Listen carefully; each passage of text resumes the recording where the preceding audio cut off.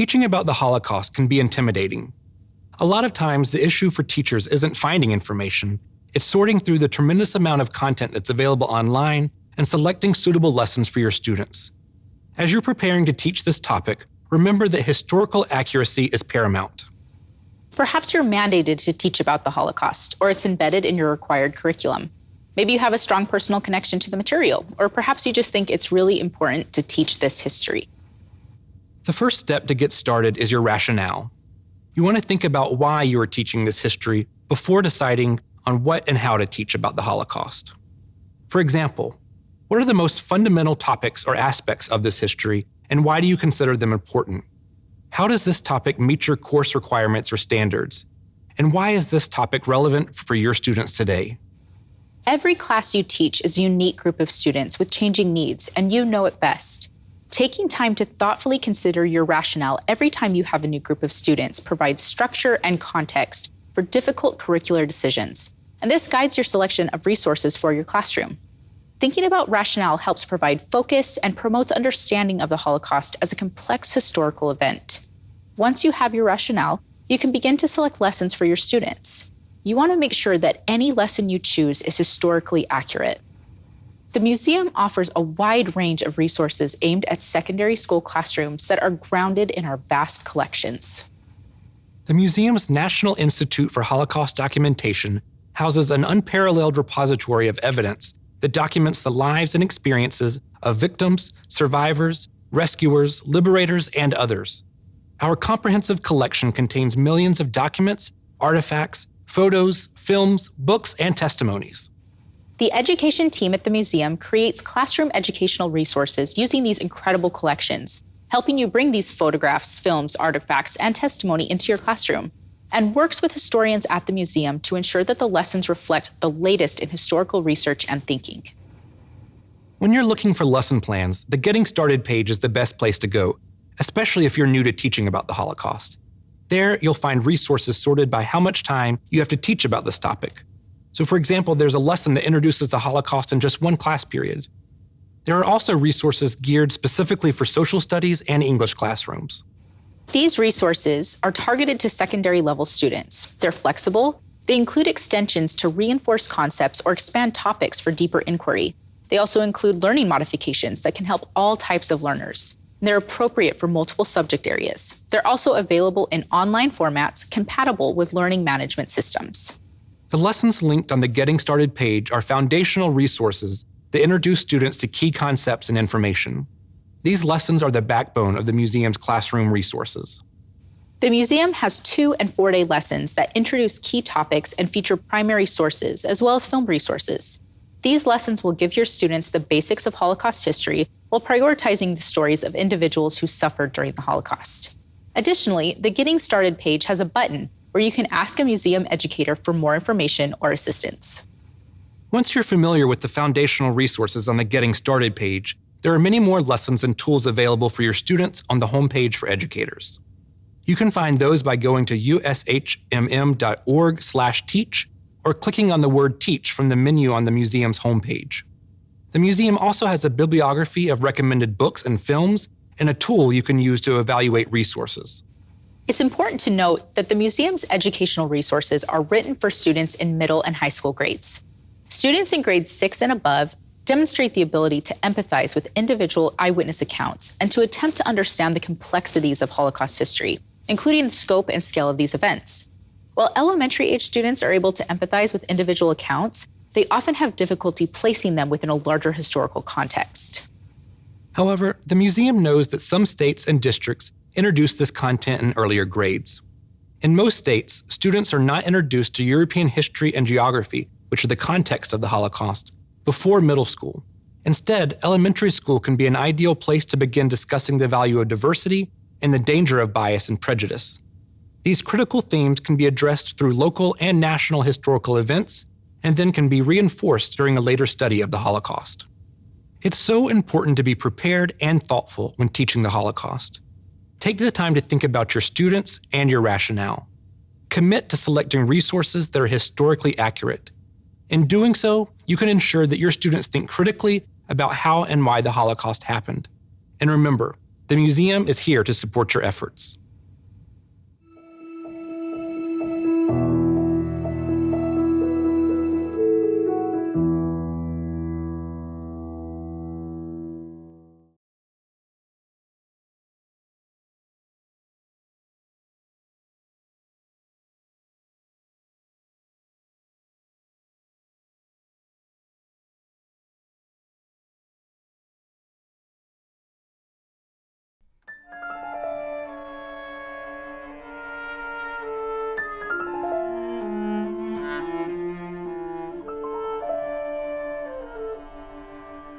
Between 1939 and 1945, the Nazis killed about 6 million Jews and millions of other civilians throughout Europe.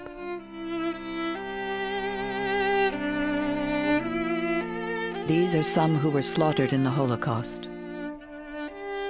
A generation lost forever.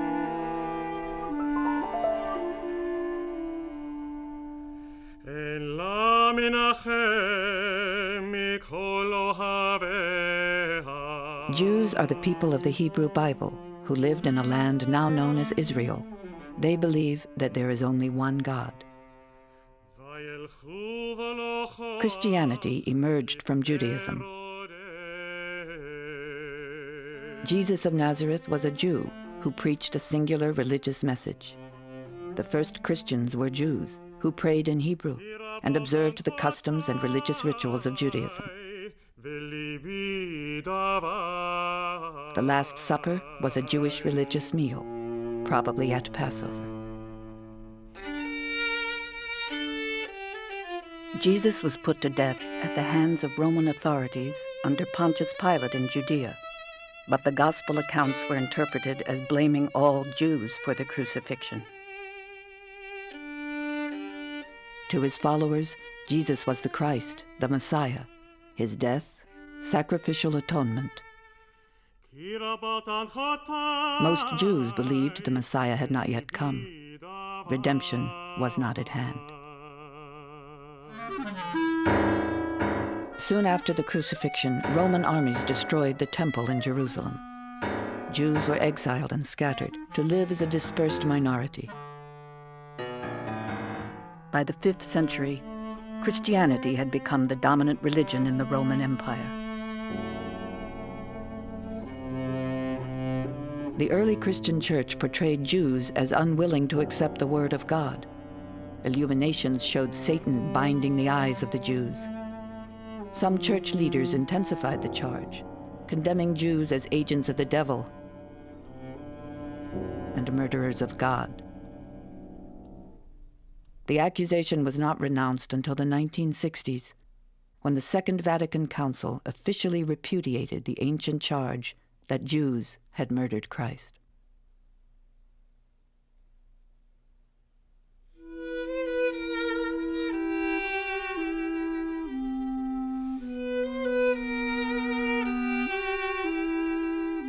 For centuries, state and church laws restricted Jews, preventing them from owning land and holding public office. Guilds excluded Jews from most occupations, forcing them into pursuits like moneylending, trade, commerce. Excluded from Christian society, Jews maintained their religious and social customs. In 1095, Pope Urban II called for the liberation of Jerusalem. Christian crusaders set off to free the Holy Land from the Muslims. On the way, they slaughtered thousands of Jews.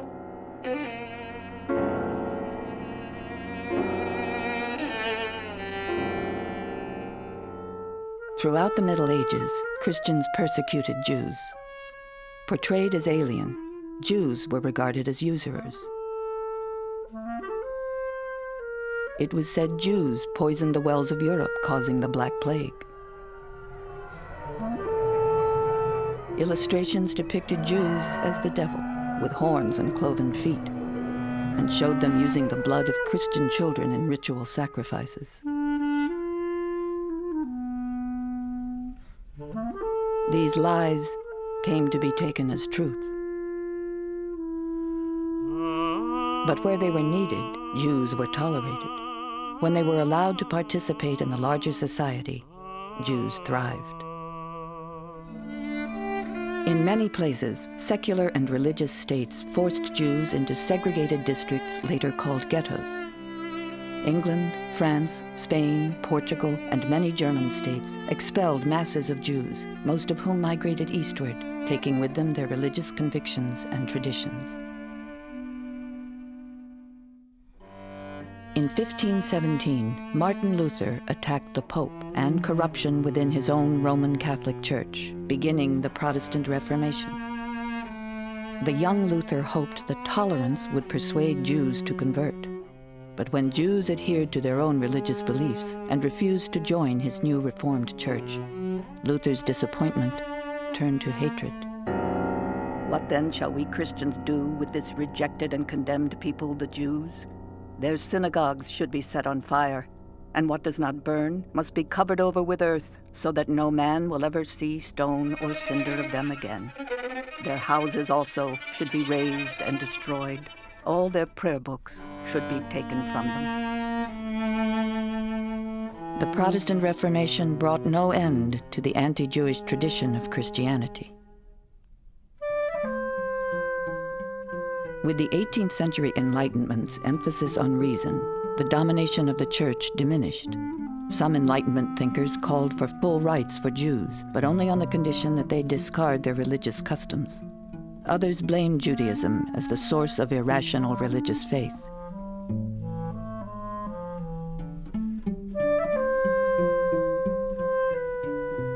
Even though many Jews assimilated socially and culturally, prejudice did not disappear.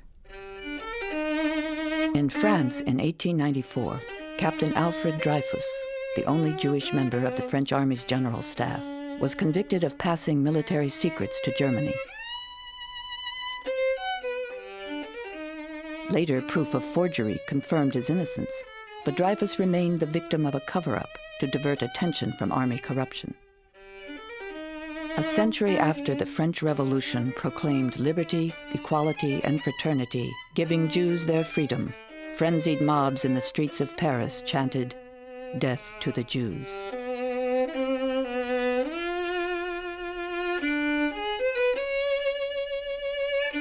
Religious discrimination had gradually changed into a thriving secular, political, and social anti-Semitism. Nevertheless, freed from some restrictions, many Jews entered the Christian world and became prominent citizens.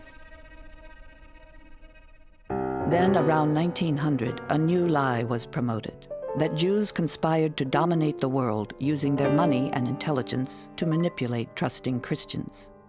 Russian secret police forged a document to support the story of a takeover plot, Supposedly authored by a conference of Jewish leaders. a proven forgery. The Protocols of the Elders of Zion was nevertheless translated into every major language and distributed worldwide.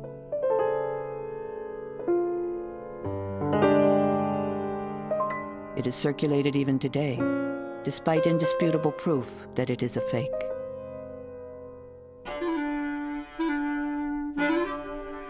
To divert popular discontent at appalling living conditions and autocratic control, Russian authorities encouraged anti-Semitic violence. Jews were blamed for the assassination of Tsar Alexander II in 1881. Pogroms, murderous rampages against Jews, erupted in Russia many times during the next 3 decades.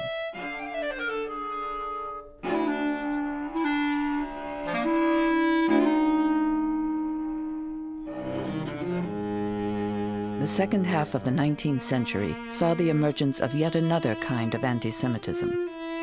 At its core was the theory that Jews were not merely a religious group, but a separate race, Semites, set apart because of genetically inherited characteristics. Anti-Semites believed racial characteristics could not be overcome by assimilation or even conversion. Jews were said to be dangerous and threatening because of their, quote, Jewish blood. Anti-Semitic racism united pseudo-scientific theories with centuries-old anti-Jewish stereotypes. These ideas gained wide acceptance.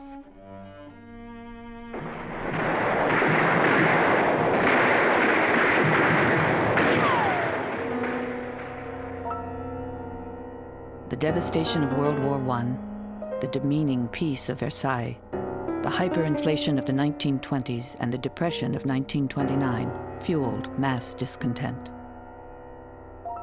The presence of Jews in German cultural, economic, and political life made them convenient scapegoats for Germany's misfortunes.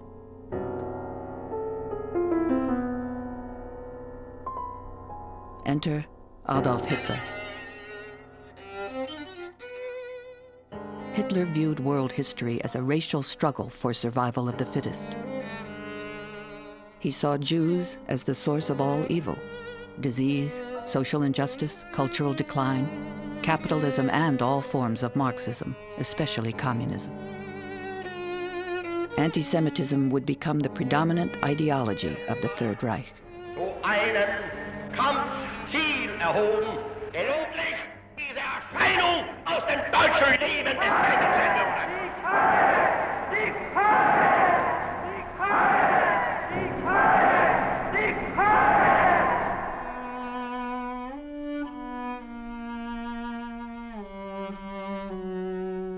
Nazi racism victimized many groups of people, but it was against the Jews that the Nazi state mobilized all its resources for terror.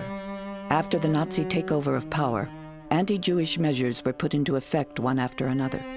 Jewish businesses were boycotted, then seized. Jews were defined, separated from non-Jews. Jews were excluded from professions and studies. Jewish children were barred from schools.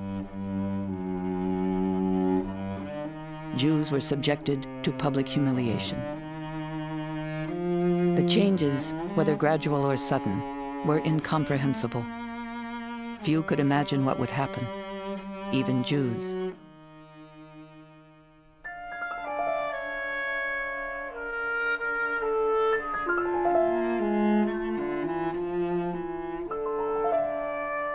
The Nazis took anti-Semitism to an unprecedented level of violence. Genocide, the systematic murder of millions of people deemed inferior.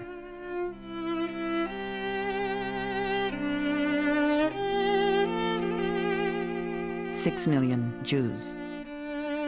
These are some of them.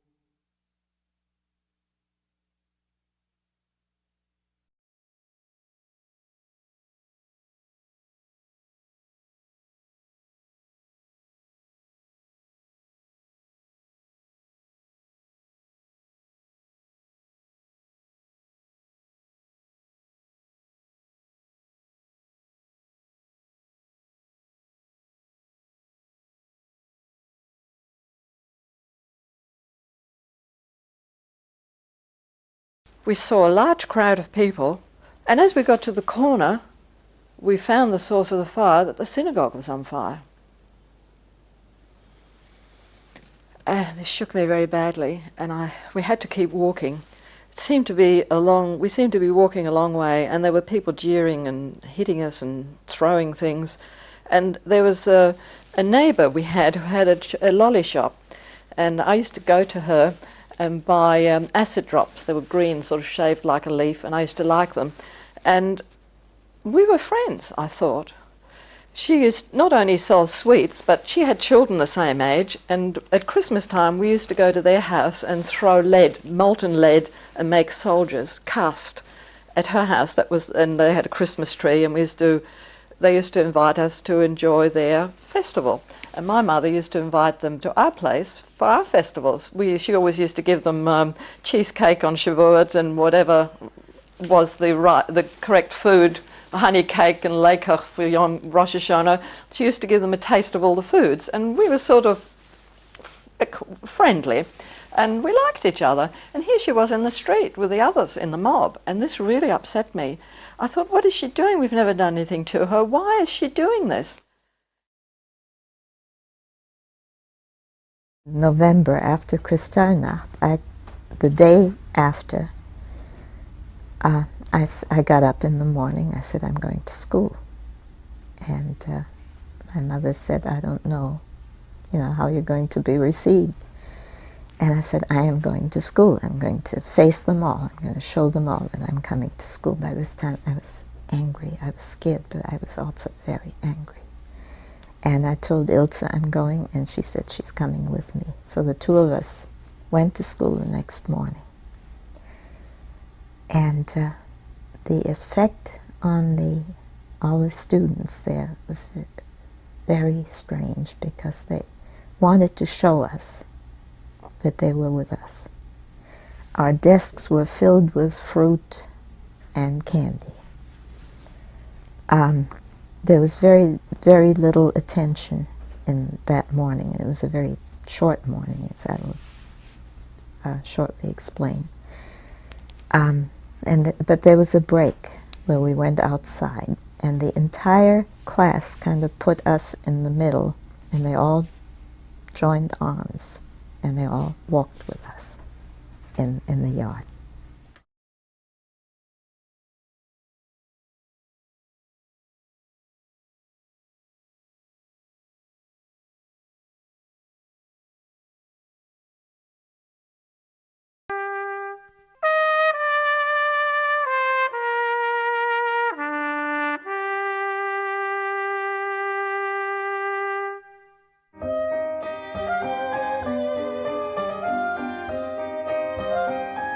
Before the Nazis assumed power, Jews enjoyed all rights of citizenship in Germany. After 1933, the German government gradually excluded Jews from public life and public education. Newly established Jewish private schools provided a safe learning environment for some. By 1938, German authorities had isolated and segregated Germany's Jews, expelling them from the professions and eliminating most opportunities to earn a living.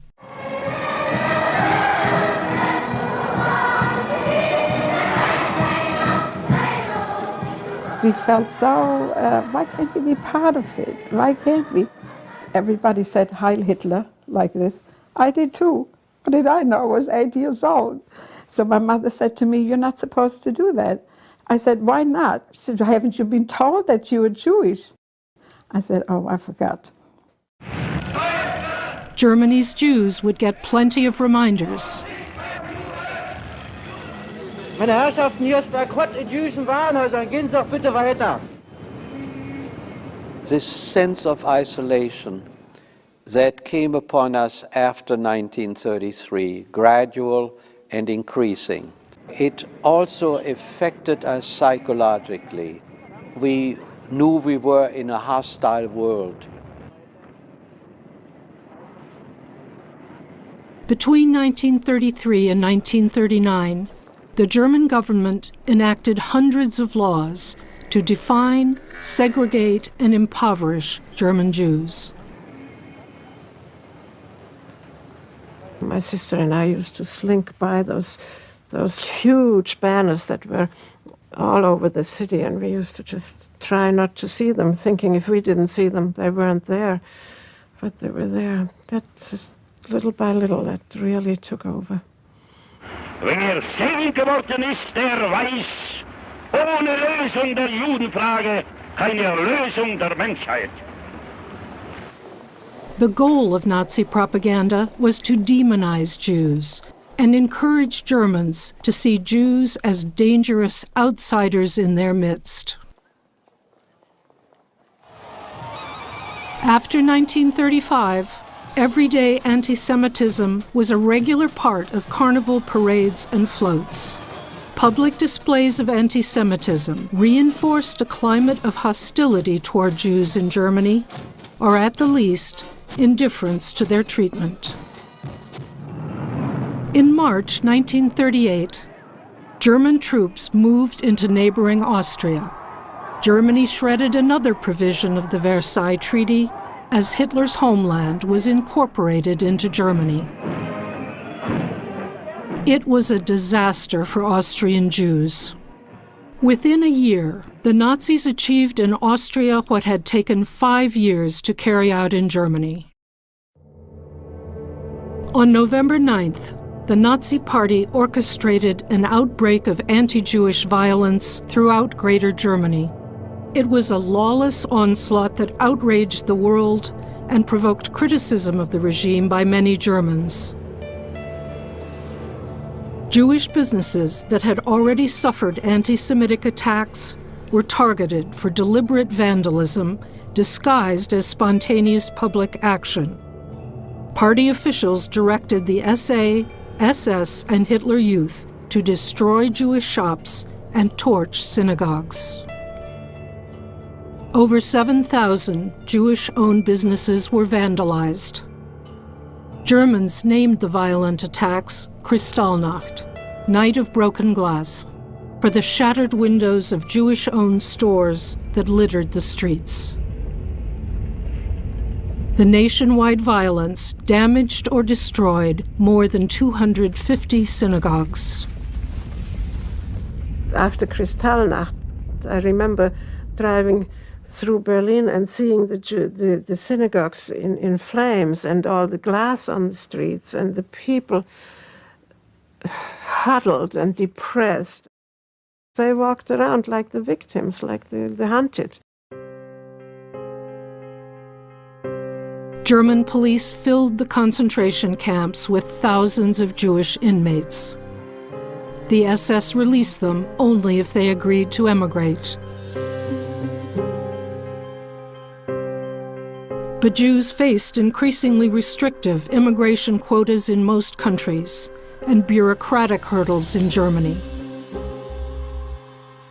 A new law, issued in October 1938, required Jews to surrender their old passports, which would be valid only after the letter J was stamped on them. 2 months later, another law prevented the flight of capital owned by Jews when the Economics Ministry froze all Jewish property and assets. Many, who had the means and somewhere to go, tried to leave Germany. Some families sent their children alone to other, safer countries. They could not know how soon the world would be at war.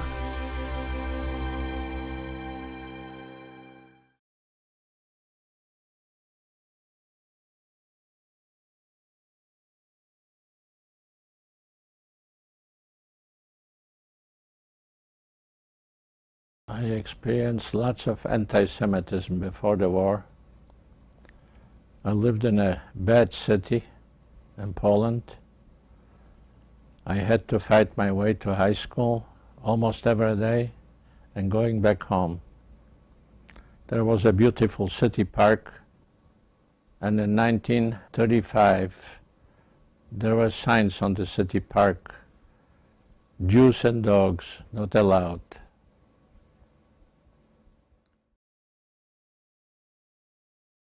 I used to play with the kids in the street, whether they were boys or girls, and I went over there to play with them, and one of the boys was the son of a Gauleiter, which is a leader of a certain squad of Nazis, and they put me up against the wall and stoned me. And I went bleeding to my brother and said, I want you to beat them to hell. He said, I can't. I said, why? No, because you can't do that anymore. That was the first inkling I had that I'm different. Another time I was bicycling home from a meeting, and there was a group of Hitler Youth coming out of their meeting in their uniform, and they would say, "Oh, look, there's a Jew swine, let's go after her." And I heard it, and I started pedaling like crazy to get to my house, and they went after me, and I had to get off the bike to get into my garden gate, and at that moment they all fell on top of me and scraped me along the road, which consisted of tiny little stones, and my whole left side was left bleeding. And they stood on the side and laughed and said, "Look, her blood is red. I thought it was yellow." While in the beginning we couldn't use transportation anymore, I think in the beginning we were still using our bikes, but not very long. Then they confiscated the bikes, and then we had to walk. And then a few months later, I guess, we were issued the Stars of David, and we had to wear those. We had curfew. I think we had to be in by 8. And we weren't allowed to go to the stores anymore. It says forbidden for Jews and dogs, or dogs and Jews, I don't know which. And we had to go to our own stores. Then later on we weren't allowed to visit non-Jewish people. It just increased, little by little.